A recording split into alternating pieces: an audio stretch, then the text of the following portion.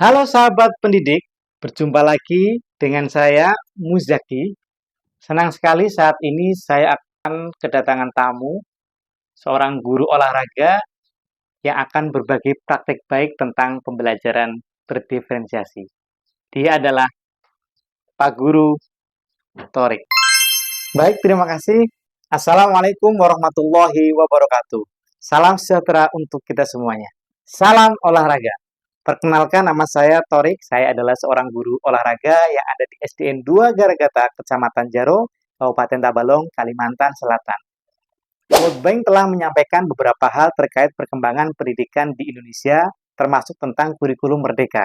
Salah satunya adalah Indonesia dapat memanfaatkan bukti cara belajar yang telah meningkat pesat dalam waktu beberapa tahun terakhir ini untuk menentukan prioritas bagi praktik dan inovasi pembelajaran. Kurikulum merdeka memberikan kebebasan lebih besar kepada sekolah dan pendidik dalam mengatur proses belajar mengajar sesuai dengan kebutuhan dan karakteristik peserta didik. Saya, sebagai seorang guru olahraga, berusaha sekeras mungkin untuk mencari tahu keberagaman tersebut. Contoh yang ingin saya bagikan kali ini adalah pembelajaran di kelas 5. Saya melakukan kegiatan kolaborasi dengan wali kelas untuk mengetahui kondisi terkini peserta didik kelas 5. Selain itu, saya juga melakukan kegiatan observasi, pendataan, dan diagnostik awal. Di kelas ini, peserta didik memiliki perilaku aktif yang berlebih dalam hal aktivitas fisik, sehingga menimbulkan aktivitas yang tidak terarah. Selain itu, mereka juga memiliki kecenderungan bermain daripada belajar mata pelajaran di sekolah.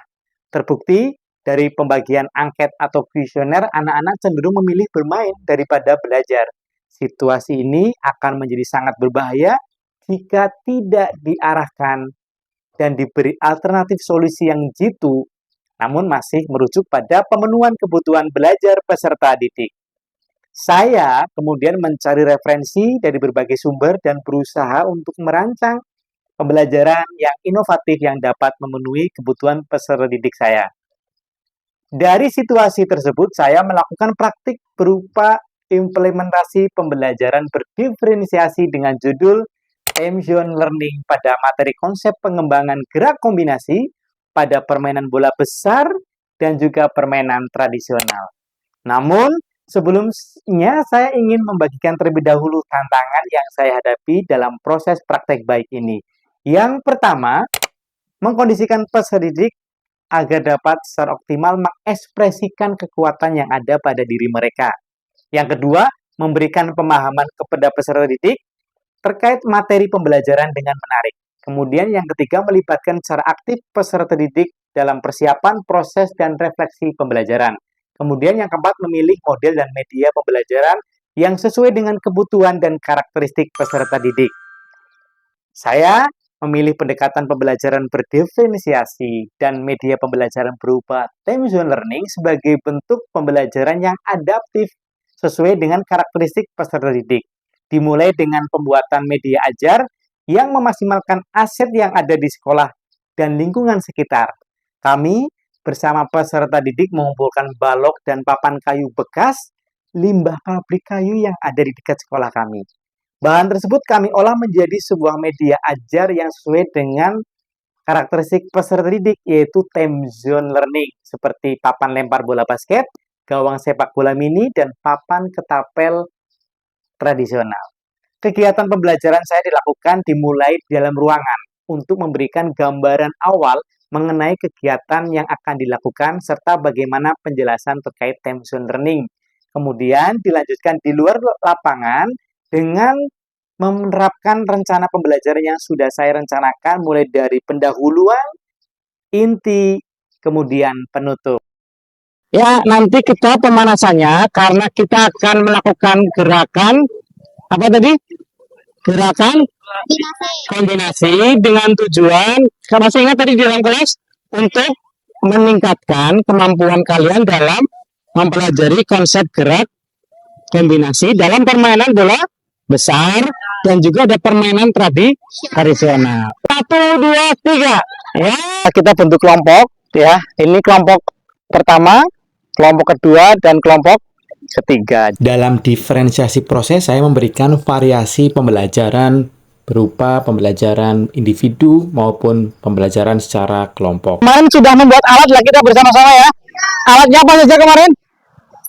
Pertama, basket seperti yang ada di permainan di time zone. Saya sebagai guru selalu berkolaborasi dengan peserta didik dalam proses pembelajaran berdiferensiasi, mulai dari diferensiasi konten, menyepakati materi apa yang dipelajari, diferensiasi proses, menyiapkan alat, membuat kelompok, kemudian diferensiasi produk, juga menghasilkan produk, termasuk juga salah satunya adalah media ajar yang menjadi hasil produk mereka sendiri.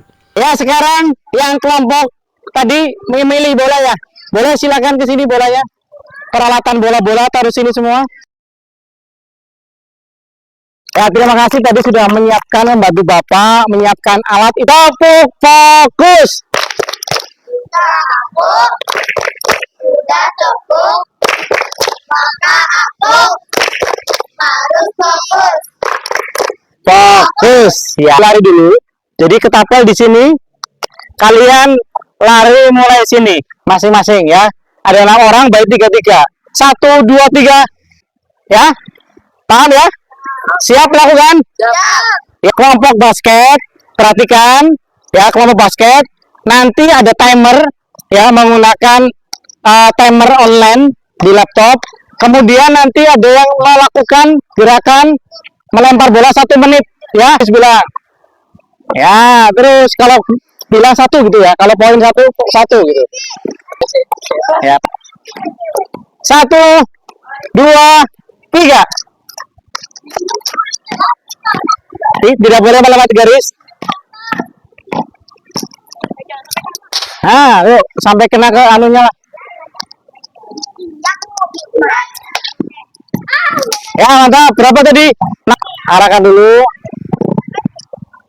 Nanti dia yang dapat poin ya, dihitung. Ya, benar dulu. Siap, 1, 2, 3. Jaga tidak boleh. Di tahap ini, peserta didik sudah terlihat mampu menerapkan gerak dasar kombinasi pada permainan bola besar dan permainan tradisional. Mereka terlihat antusias dan semangat. Mereka juga menerapkan teknologi yang ada di sekolah menggunakan Chromebook. Fokus dan kerjasama dapat mereka raih dalam proses pembelajaran. Dan juga mereka dapat berlatih untuk menilai dan memberikan umpan balik terhadap kawannya. Ya, bagaimana anak sudah melakukan gerak kombinasi tadi? Apa yang kalian rasakan? Mulai dari yang basket dulu coba. Ya, tunjukkan nih. Seperti ini ya.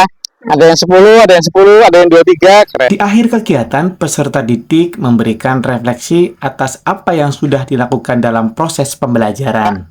Berdoa. Dimulai. Untuk pembelajaran yang ditampilkan dan dilakukan oleh Fatore itu sudah mencerminkan pembelajaran yang berdiferensiasi dan sudah memfasilitasi minat dan kebutuhan siswa. Dengan media yang ditampilkannya dan melibatkan murid dalam segala kegiatannya, dalam pembuatannya sangat bagus itu untuk dapat melatih kemandirian dan kreativitas mereka semua. Seperti pembuatan papan basket, seperti yang ada di time zone, sangat inovatif dan inspiratif. Pembelajaran berdiferensiasi dengan tema time zone learning untuk mengembangkan gerak kombinasi yang dilakukan oleh Fatore dapat meningkatkan fokus dan peran aktif peserta didik, di mana peserta didik dilibatkan secara langsung, baik dari segi persiapan maupun pelaksanaan pembelajaran secara langsung. Rangkaian praktek baik yang saya lakukan sudah terlaksana dan sudah didiseminasikan juga ke rekan sejawat dan kelompok kerja guru.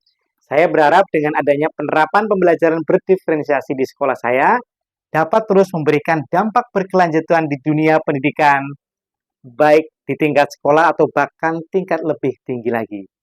Terima kasih, saya Torik dan teman saya. Ya, dan saya Muzaki. Saya pamit. Assalamualaikum warahmatullahi wabarakatuh.